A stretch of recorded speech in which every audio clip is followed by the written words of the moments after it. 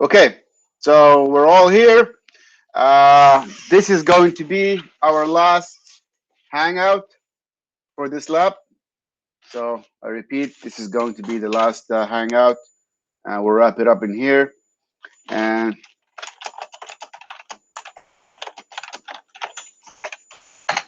okay, so I'm gonna go over a few things, and I will post the recording as well, so you can review these. The first thing is the final exam. It's 15 questions, multiple choice. You have one try and 30 minutes. They're not supposed to be very complicated, but please give them a lot of thoughts. I know you're used to the homework where you can do it as much as you want. This one, you're going to do it only once. So be careful. If you find a problem with the question, please let me know. If the computer stuck on you, let me know. And I'll go over these topics. What topics are going to be in the final? So you know what you're uh, up against. And it's supposed to be very simple. It's supposed to be from the experience you did in the lab. So I don't know. I think it should be very easy for all of you, judging from how you were doing in the classes. Okay, let's look at that a little bit. Let me remember final exam.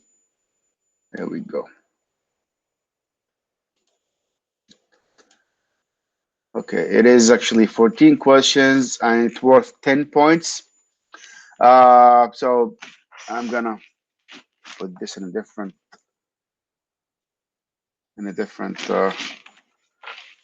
tab. So the first thing is going to be timing for CAD cell primary safety and stack. What is the timing for the CAD cell before it sees the light and it goes in safety? 15 seconds. 15 seconds. Currently, that's from 2016. Before that, it was 30, and before that, it was 45. What about the stack timing? What is the stack timing? 70. Anything between 60 and 90 seconds, depending on how old that helical spiral is. Okay? Okay. And You said 60 seconds? 60 to 90. Yeah, 60. Okay. Testing of CAD cell. How do you test for a CAD cell? That's very important because it's one of the things that goes out very quickly. It's something you want to change every couple of seasons, and it does not. Sometimes it works, but it does not work very well. So that's why it's important to know how do you properly test CAD cells. Okay, somebody. Multimeter. You could cover it and then turn it on to see if it still works. Okay, you test From by 1400 to 10,000. measuring resistance. Okay, what is resistance in the dark? 2000. About 2000. No. Oh, over 10,000. Sorry, over 10,000. Yes, 20,000. it's very important to know that. Over Yeah. 10,000. 10,000. To give you 9,000 is not good. It has to be over 10,000. Okay. So that's a good hint for you that it's working very well or not. When it sees the light, that also varies, but it has to be what? Couple hundred, 300, 400, or 1,000. Give me a cutoff line. Three to 500. It should be less than. 1,000. Yes, under 1,000. Yeah. Depending on the quantity, like can be as low as 10 ohms. You have really bright light. So if you expose it to some light and it give you more than 10,000, there's a problem. The sensitivity has went low, so it has to be below 10,000. Otherwise, the CAD cell needs to be changed, and it's very inexpensive, so you should change it. Other issues we have with CAD cells. What do you think, Eugene? This happened to you last week. You got some soot in there or something, like you get it Yeah. dirty. And what else? The little pin can break off. Yeah, they can break, and sometimes they're not connecting very well. Like last time, me and Eugene were working on the furnace, and as we were touching the palm and stuff, it went in safety. So we found out Oh, that missing a light. You have a missing CAD cell. No, the capacitor actually was there, but it was not. It was the connection was kind of weak. So when the burner shakes, it disconnects, and if it disconnects, it will think there is infinity of resistance, and this is how it will cut off. So be aware of that. Test continuity, test that it's seeing the light. We also did a lot of testing for that, and hopefully by now you've been through a lot of issues that can be with the cat cell. So it's very, very important. Okay, what color of wires on primary control? Orange. Yeah, Black. what is orange? I think it's motor. Or no, ignition. Ignition's orange. Or no. Okay, Ignition take a is second blue and or think. purple. Let's think about it. It's the motor. What is the orange? Motor. Okay, blue. Ignition. Ignition. Purple. Pump.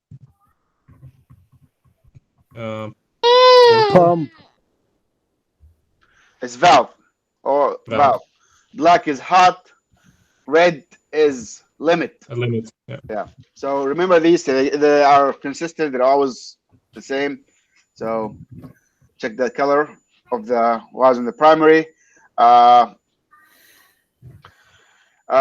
Functions of the aquastat.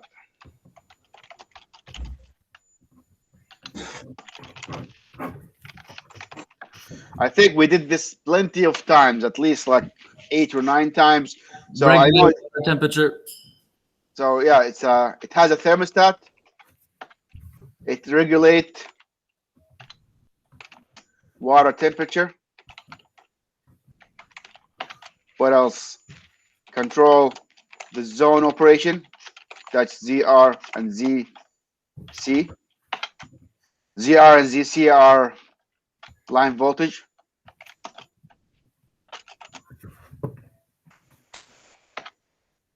ZR is hot, ZC is neutral, and also control the circulator. Control one circulator. There is a variety of water control and aquastats. There's hydrostat. There's new types. I personally like the Honeywell. It's very consistent. We had it for a long time. The electronic can be a little bit frustrating, so I'm sticking still with the regular aquastats. Okay, so I want you to know those aquastats functions one by one and what will happen. And there's something called triple acting aquastat. Triple acting means it does, this is the function. It reacts to low water temperature. It reacts to hot water temperature. It turns on the circulator. So it has triple action. There are some aquastat that only react with low temperature. That's it. They're very inexpensive. There are ones just only react to hot water. So you gotta think about that. When they say reverse acting aquastat, means it turns on when the temperature of the water is cold. It reacts to the low water temperature. So some of them react to the low water, hot water, and so on. So that's why we have high limit, low limit, and we also have differential. Okay. Steam systems don't have aquastats on them. Nope. Steam do not have aquastat. Thank you.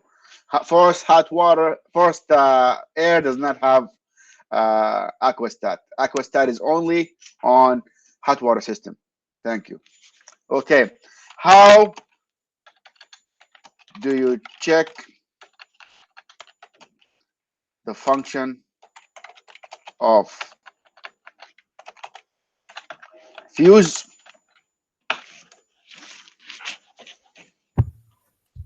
Connect the meter to each side of the fuse.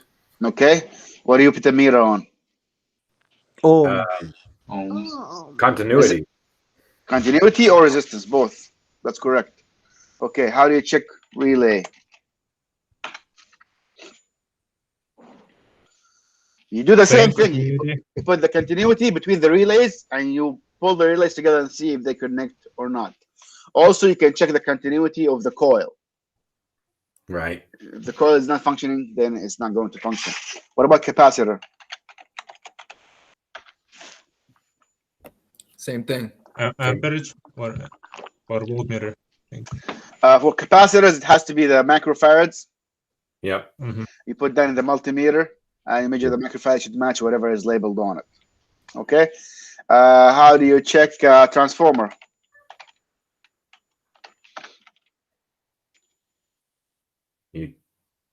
Also resistance and continuity. Yep. Yeah. Which will have more resistance, the primary or the secondary? The secondary, most likely, yeah. Or The no? ones that has the higher voltage. Will How have about more that? resistance. Yes. Yeah. So if you go to the primary in the igniter transformer, you'll have a lot of resistance.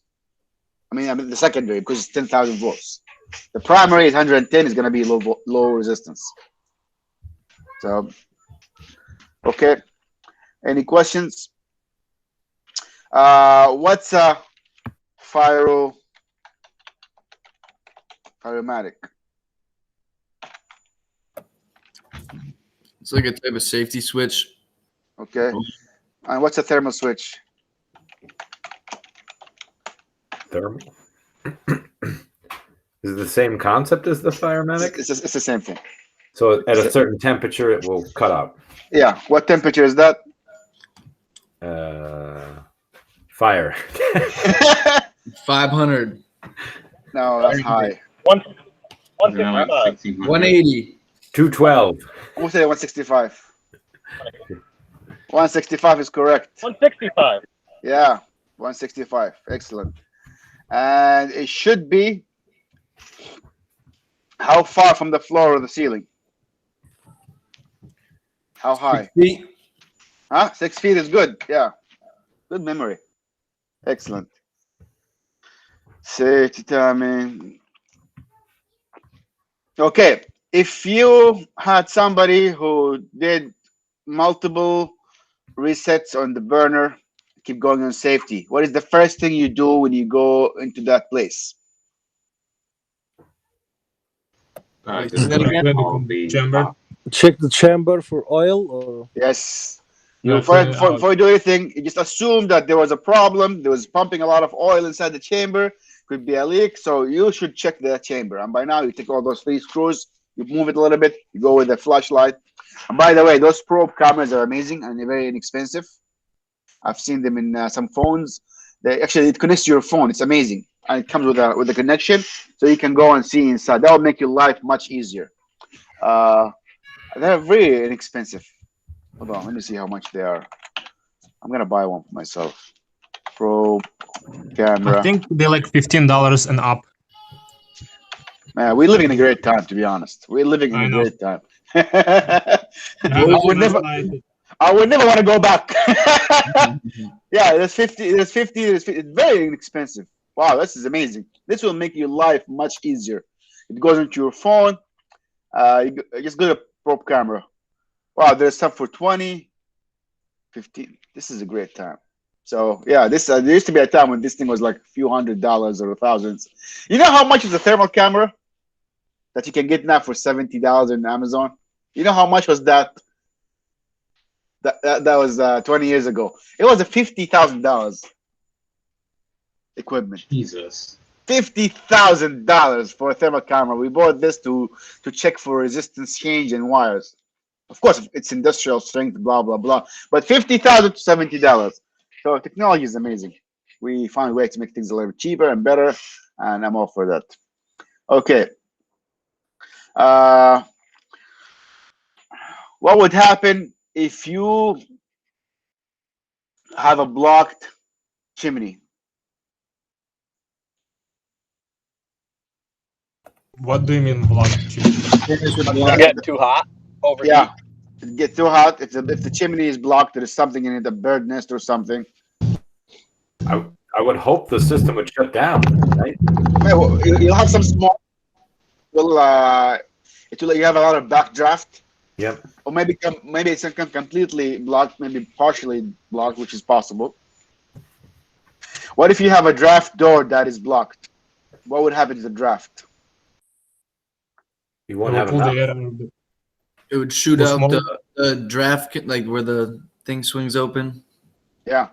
So think about that. If you have a long chimney, okay, The draft door function is to supplement the high suction. That's why there's a weight on it. So you're pulling air from the chimney, and the draft door is stuck, is not working out. So where is the air going to come from? The chamber, right? So if you put the draft gauge in the chamber, it's going to read very high draft. So blocked chimney will cause high draft.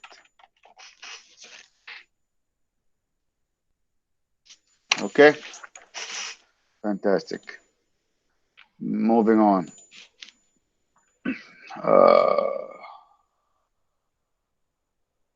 How would you know if the motor is bad? By noise. Get your oil gauge out and see if oil's going through it. Cranking noise or some. You can put your hand in it and see if it's vibrating or not. Okay. Where do you have motor? You have motor on the burner. You have two motors, possibly, or three. One in the burner, one on the circulator, right? Yeah. The pump is turned by a motor. So how do you know if the motor is bad? Could be okay. You can take your oil gauge out and check if there's oil pressure coming through. Okay, that's one thing. Second thing, you can check for vibration, as Eugene said. You can check also one of the most important things. We learned that last semester. The circulating of water. If the pipe is getting hot or cold. Okay, what else? The winding resistance, I guess. That's one thing. What else? It's working, but not very well. Amperage. You check for amperage. I mean, all what you say is correct. But this is one of the most important things. Like, check for amperage and match it to whatever is labeled on it. If it's during too much, what does that mean? It's bad. Too low is bad. So you go check for obstruction and check for the function. It should be drawing amperage as labeled on it. It's one way to check it. You can check for temperature. It should not be too hot to touch. It should be warm, but not too hot. It should not be noisy. The flow should be okay. The pump should be drawing the right amount of oil, as Ben said. So this is one way to some way to check it. How many times how do you check for smoke test? How do you do smoke test? You insert the 10 times. 10 times. Yeah, insert the tube into the paper over the bridge. Paper with where do you put that? Where do you take the air from? The stack. Over the bridge. Bridge. The only thing you put in the chamber is the draft. That's it. Yeah. Everything else is done in the bridge. Combustion test. We'll do combustion test again this week, and that's all. If you know most of these questions, I think you should be able to ace that test. Okay. Again, other thing is this is the last week we're meeting. So if you have any questions, please let me know. If you get the class review evaluation, please do that for all your classes. It's a really good way to give the school some feedback and give some improvement. If you have any suggestions for the class, any criticism, any way to improve, feel free to email me. Even after I post the grade, it will never affect your grade. I'm always open for improvement and suggestions. Please, because you are the end user, I want to know what is your experience. And I really rely on your feedback. A lot of this course material has been altered and changed based on students' feedback who worked in the field. Okay, maybe we should have focused more on that. Maybe we should have focused less on that. And I did reconfigure the entire course this year based on students' feedback. They said, okay, we don't want to do a lot of industrial. We want to do a lot of residential, more and more of that. So we did that. And so this is going to be good area for you to come and give me some feedback. For the last week, I will go over gas, and I checked with Professor Durand, and he said actually he goes through the gas heat a lot as part of the AC class. But I will go over it again one more time, just an overview, give you some ideas, and we'll also do a quick connection of industrial control. So we'll do two birds with one stone. And again, it's not going to be a lot of work, so you just come and watch and do the connection. It should be very easy. The last thing is, please submit all your documentation online before the 18th. That's the last day of classes. I mean, the last day before we can submit grades, so I can go and grade that and give you a grade. I will take late work, but I'm going to take points out of it. So if it's very late, if something before spring break, that's very late, I will give you some partial, but it's not going to be full credit. So be mindful of that. Documentation is very important. That's why I'm insisting on you doing this, because on the job, all the time, the employers now are asking you to write reports, to send documentations, to take pictures. So it's good to develop this habit. And especially, it's for your own good too. Provide your own documentation, send things on emails. I highly recommend that everybody have Gmail by this time. So Gmail offer you a Google Drive up to 20 gigabytes, which is a lot of space. Start saving things on that. And actually, your phone, whenever you take a picture, it goes to your Google Photos. You can upload a document and put it in your Google Drive right away. So this is a really great time that we're living in. Everything is there, and you will never lose it, even if you lose your phone, because everything is going to be on your Google Drive or Google Docs. So, anyways, the last thing is jobs and email. I sent a list last week, an Excel sheet. I'm sure that everybody got it. Carter helped me fill all those people who usually connect with the school and looking for students. It's not about a day to send in your resume if you're looking for jobs and say, hey, I graduated from STIC, and I just want to keep my resume and your reference in case you look for jobs. And always keep in touch with me. There's always people popping out of nowhere asking for students. So keep in touch if you're looking for a job in the field. And it's fun if you're not looking for a job in this field. I'm glad you had this experience. It was a good experience for you to get some hands-on. And probably by now, at least you can help fix your own boiler or your heat system. You have more kind of knowledge about that. So yeah, that's all I have for this week. So thank you so much for a great experience. I had really fun teaching this lab. We have 2 more to go. I will stop the recording and take some questions later on.